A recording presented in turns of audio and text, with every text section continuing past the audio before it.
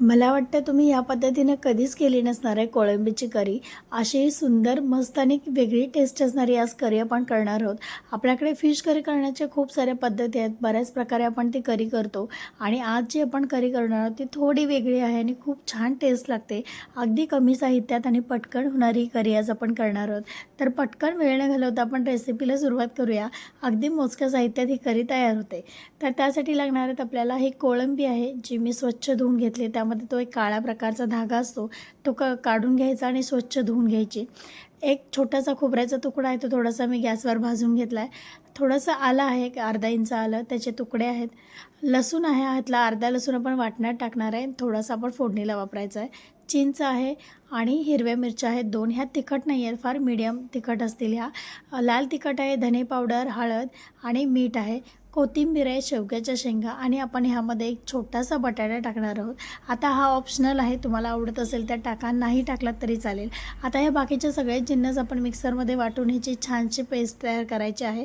म्हणजे आलं, लसूण, खोबरं, कोथिंबीर, चिंच ह्या सगळ्याची आपण एक छानशी प्युरी किंवा पेस्ट तयार केली आहे. आणि आता आपण फोडणी करूया. तेल व्यवस्थित तापलं आहे कढईमध्ये आणि आता थोडंसं जो यातला लसूण आपण साईडला ठेवला होता तो छान टेचून घ्यायचा आणि तो फोडणीमध्ये घालायचा. आता लसूण जेव्हा आपण मिक्सरला वाटतो त्याची टेस्ट वेगळी लागते आणि जेव्हा आता टेचून वापरतो तेव्हा त्याची टेस्ट थोडी वेगळी लागते. तेलामध्ये फोडणी टाकतानाच मी त्यामध्ये थोडीशी कोथिंबीर टाकली आहे. कोथिंबीर ही फोडणीमध्ये खूप सुंदर लागते, त्याचा एक वेगळाच छान फ्लेवर तयार होतो आणि खूप सुंदर लागतो. आता लसूण छान खरपूस भाजून घ्यायचा, कारण ही टेस्ट ना एक वेगळ्या प्रकारची असते. त्यामुळे ह्या जेव्हा आपण लसूण हा वरून टाकलेल्या लसणाच्या फोडणीचा अरोमा एक काय सुंदरच असतो. त्यामुळं हा मी फोडणीला टाकला आहे. आता ह्याचं छान लसूण परतला गेला. ह्यावर आपण जो मसाला तयार केला होता तो मसाला यामध्ये आपण टाकूया. आता मसाल्यामध्ये मी हिरव्या मिरच्या टाकलेल्या आहेत, त्यामुळे तिखटाचं प्रमाण तुमच्या आवडीनुसार तुम्ही कमी जास्त करू शकता. लाल तिखट, हळद, मीठ वगैरे पण मी त्या मसाल्यातच टाकलं होतं, त्यामुळे आता वरून टाकायची गरज नाही. पण आमच्याकडे थोडंसं तिखट खाल्लं जातं, त्यामुळे मी वरून टाकेन. तुमच्याकडे ज्या पद्धतीने तिखट मिठाचं प्रमाण आहे त्या पद्धतीने तुम्ही ते ॲडजस्ट करू शकता. मसाला छान भाजला आहे, तेल सुटले तुम्ही बघू शकता. आता ह्यामध्ये आपण ही कोळंबी टाकूया आणि फक्त 1-2 मिनटं आपण ही तेलावर परतवून घ्यायच्या, म्हणजे ह्या मसाल्यामधूनच छान परतली जाईल. आणि ह्यामध्येच आता मी शेवग्याच्या शेंगा टाकणार आहे आणि बटाटे पण ह्यामध्ये टाकणार आहेत. ह्या शेवग्याच्या शेंगा खूप कोवळ्या आहेत, त्यामुळे पटकन शिजल्या जातील आणि आपला हा रस्सा आहे तो छान तयार होईल. ह्यामध्ये बटाटे टाकले. आता हे व्यवस्थित 1-2 मिनटं आपण फक्त परतवून घेणार आहोत, म्हणजे मसाला सगळ्या ह्या भाज्यांना व्यवस्थित लागतो. आणि हे जे काय ह्याचं कॉम्बिनेशन आहे ते इतकं सुंदर लागतं. तुम्ही एकदा नक्की करून बघा आणि खाल्ल्यावर मला सांगायला विसरायचं नाही. महत्त्वाचं म्हणजे केल्यावर कशी झाली रेसिपी ते. आता 1-2 मिनटं मी परतल्यानंतर तुम्ही बघू शकता थोडंसं ह्याला मसाला लागायला सुरुवात झाली आहे. मी साईडला पाणी गरम करायला ठेवलं आहे, कारण ह्यामध्ये थंड पाणी वापरायचं नाही, थोडंसं गरम पाणीच वापरा, म्हणजे तसं टेम्परेचर मेंटेन होतं आणि आपली चव बिघडत नाही.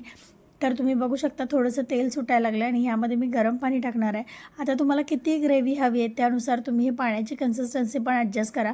तुम्हाला खूप जास्त ग्रेव्ही नको असेल तर कमी ह्याच्यावर ठेवून गॅस स्लो ठेवायचा, मीडियम फ्लेमवर, आणि झाकण ठेवून तुम्ही ह्याला 2-3 वाफ काढलं तरी हे छान शिजलं जातं.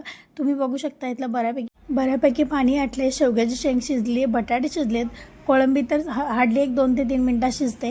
आणि आता ह्यावर कोथिंबीर टाकूया आणि आता आपण हे सर्व करायला घेऊया. आता हा रस्सा कशाबरोबर खायचा, आता हा भाकरीबरोबर, चपातीबरोबर, भाताबरोबर, कशाबरोबरही अप्रतिम लागतो आणि खूप सुंदर हा रस्सा तयार होतो.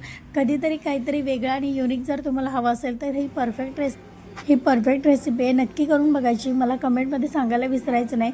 बरं, एवढी सगळी रेसिपी बघितली, तुम्ही सबस्क्राईब केलं नसेल पटकन आपल्या चॅनलला सबस्क्राईब करा, कारण ह्या चॅनलवर तुम्हाला खूप सुंदर अशा मस्त युनिक झटपट होणाऱ्या रेसिपी बघायला मिळणार आहेत. आणि तुम्ही जर फेसबुकवर बघत असाल तर मला फॉलो करायला विसरायचं नाही, लाईक करायचं, शेअर पण करायचं आणि परत आपल्या चॅनलवर एकदा. चला तर मग परत भेटूया नवीन अशा मस्त आणि युनिक रेसिपी बरोबर आपल्या चॅनलवर. तोपर्यंत छान खा, मस्त राहा आणि स्वस्त राहा.